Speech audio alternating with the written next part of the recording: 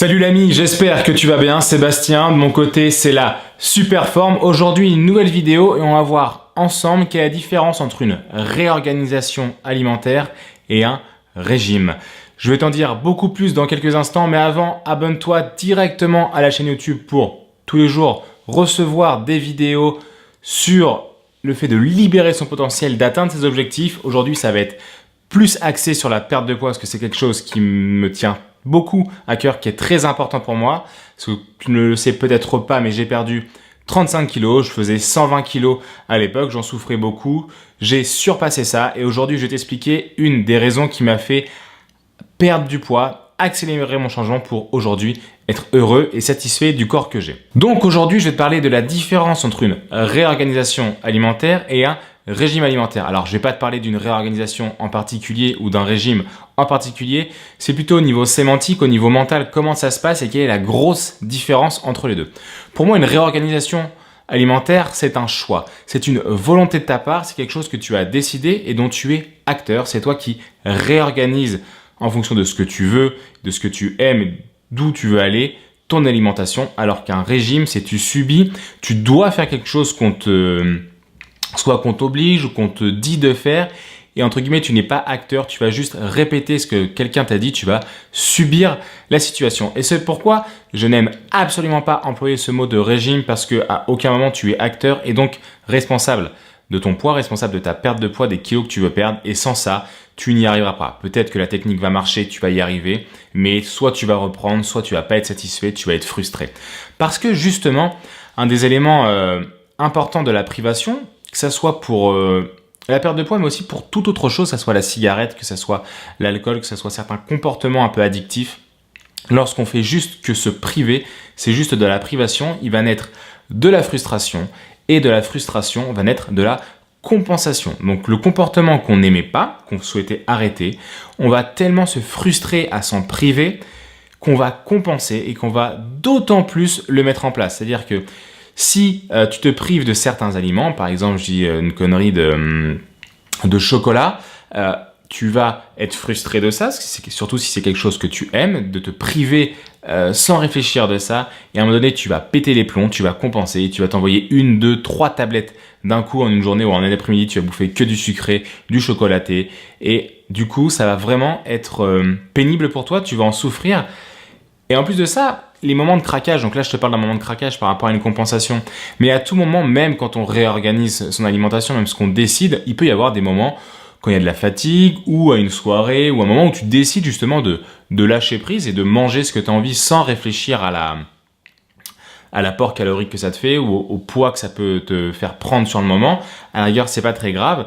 Et justement, quand il y a une réorganisation alimentaire, lorsque tu choisis ce moment, il n'y aura pas de culpabilité. Ou alors la petite culpabilité sera très faible et ne te fera pas souffrir plus que ça.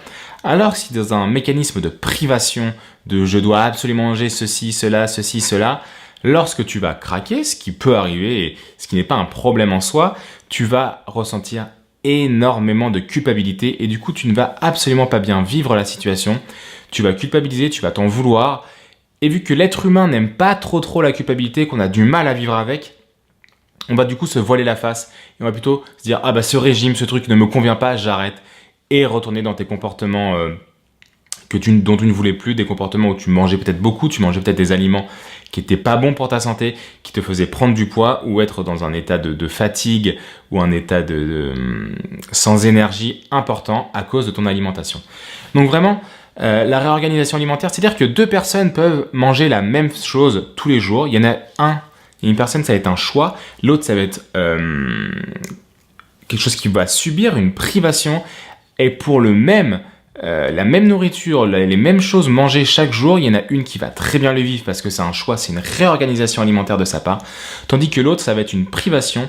Elle va subir et il va en être des comportements de frustration, de compensation, de culpabilité et tout ce que je t'ai expliqué avant. Donc c'est vraiment important de choisir pour soi. Et c'est pour ça que n'hésite pas à tester, n'hésite pas à peut-être pendant, j'en sais rien, pendant un mois ne pas manger tel type de choses, mais que ça soit des choix, que ça soit de ta propre volonté. Toi, les régimes qui sont prédéfinis, ils ne te conviennent pas forcément, peut-être qu'ils conviennent à une majorité de personnes, peut-être que dans les lignes et dans l'apport nutritionnel, etc., ils sont bons, ils sont entre guillemets valables pour l'être humain.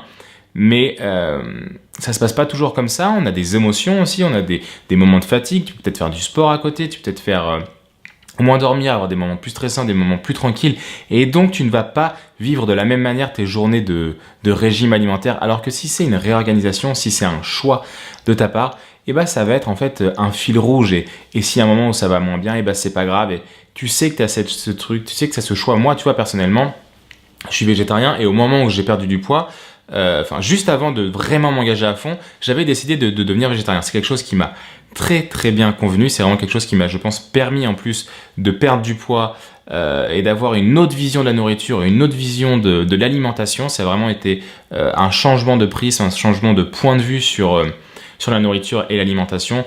Une alimentation végétarienne et en plus avec très très très peu d'alimentation qui provient d'animal. Donc je ne suis pas vegan, je ne mange pas que... Dans mon alimentation, il y a quelques produits laitiers, il y a quelques aliments qui proviennent des animaux, mais c'est très léger, tu vois, je me rapproche du véganisme. Et du coup, c'est quelque chose qui me convient à moi. Je ne suis pas là à le prôner pour tout le monde, je ne suis pas là à dire c'est comme ça que tu dois faire, mais par exemple, quelqu'un qui, on lui dit soit végétarien ou soit vegan, et entre guillemets, il va peut-être sentir une frustration de ne plus manger de viande, de ne plus manger certains aliments laitiers. Il va peut-être le vivre comme une privation. Et ce qui a marché pour moi à ce moment-là ne marchera pas pour la personne parce qu'elle le vivra comme quelque chose de subi où elle doit faire. Et ça, l'être humain, il n'aime pas trop. Il a besoin de liberté, il a besoin d'établir ses propres choix en sachant pourquoi. Et justement, le pourquoi, c'est hyper important. Et moi, ça a hyper bien marché parce que justement, ça rentrait dans mon cadre de valeur au niveau de ne pas rentrer d'énergie négative, etc. en moi par rapport à l'alimentation carnée, tu vois, c'était quelque chose qui était fort pour moi. Il y avait une réelle raison. Et pourquoi je voulais perdre du poids, c'était aussi quelque chose que j'avais renforcé au fur et à mesure des choses en me connectant à pourquoi je veux perdre du poids, à pourquoi je choisis telle ou telle alimentation, tel ou tel aliment que j'ingère, en sachant vraiment pourquoi je le fais, et ben le sentiment de privation, vraiment, il se dilapide, tu vois. Ils font totalement parce que je sais pourquoi je le fais. Tu vois, au début, moi, à certains moments, avant de perdre ces 35 kilos, j'avais fait des essais de perte de poids. Je me suis dit, allez, je me lance, j'y vais, etc. Et ça n'avait pas marché parce que simplement, je voulais le faire pour être plus beau, pour ne plus souffrir, tu vois, des choses très très simples entre guillemets où il n'y avait pas de réelle raison personnelle interne. Et le jour où j'ai vraiment décidé, où ça a vraiment marché, c'est quand je me suis dit je veux être bien dans mon corps, je veux un corps qui me permette de vivre le plus longtemps possible, je veux un physique et une santé qui me permettent de faire, quand j'aurai des enfants, de pouvoir jouer avec eux autant que possible, je veux courir quand j'ai besoin de courir, je veux sauter quand j'ai besoin de sauter, je ne veux pas que mon corps me limite dans ce que je souhaite faire dans ma vie. Peut-être qu'il y a des choses que je n'ai pas encore pensé, mais vraiment que mon corps ne soit pas une limite, au contraire que ça soit une opportunité. Et j'avais cette sensation de limite avec mon corps d'avant que je voulais vraiment supprimer. Et toutes ces choses-là, je les ai vraiment incarnées, je les ai vraiment ressenties au plus profond de moi pour que le pourquoi il soit vraiment fort. Et ça, c'est...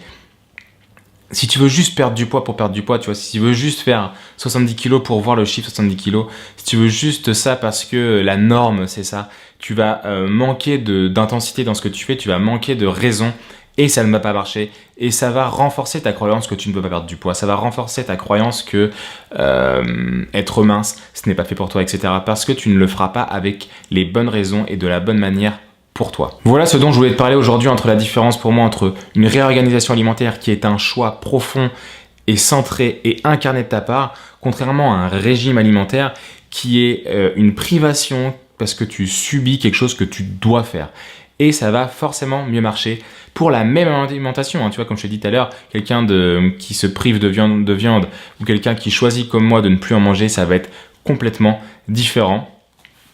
Choisis ce que tu veux faire et surtout sache pourquoi tu le fais. Ça va vraiment te faire avancer beaucoup plus vite et atteindre ton objectif de perte de poids. Ce que je viens de t'expliquer là, c'est un des éléments que je vais faire apparaître dans mon ebook de comment se préparer mentalement et comment faire en sorte, en se préparant, en incarnant et pas juste en faisant du sport et en mangeant mieux, comment perdre du poids au jour le jour, comment l'incarner et le vivre chaque jour qui passe. Je vais tout mettre dans un ebook qui sera gratuit et que tu pourras recevoir directement dans ta boîte mail quand ça sortira. Je suis en train de le préparer, ça va venir dans quelques semaines, temps de bien le chiader, temps de bien le relire et que ce soit le meilleur outil pour toi pour avancer et pour perdre du poids, pour te faire comprendre que ce n'est pas juste de l'alimentation et du sport, c'est aussi beaucoup dans ta tête. Mais pour le recevoir dans ta boîte mail dès qu'il va sortir, je te demande, et c'est un conseil, inscris-toi à la newsletter, tu vas avoir toutes les informations dans la barre d'infos juste en dessous. Tu t'inscris à la newsletter et le jour où ça sort, tu le recevras directement dans ta boîte mail. Sur ce, je te souhaite de passer une excellente soirée ou une excellente journée. Je ne sais pas quand est-ce que tu regardes cette vidéo et je te dis à demain pour un nouvel apport de valeur, une nouvelle vidéo qui va tout déchirer. Salut l'ami. Avant de partir, un dernier petit conseil, abonne-toi à la chaîne YouTube, comme ça tu pourras recevoir tous les jours une nouvelle vidéo pendant un an. Tac, t'as juste à cliquer sur ma tête. Allez, salut l'ami.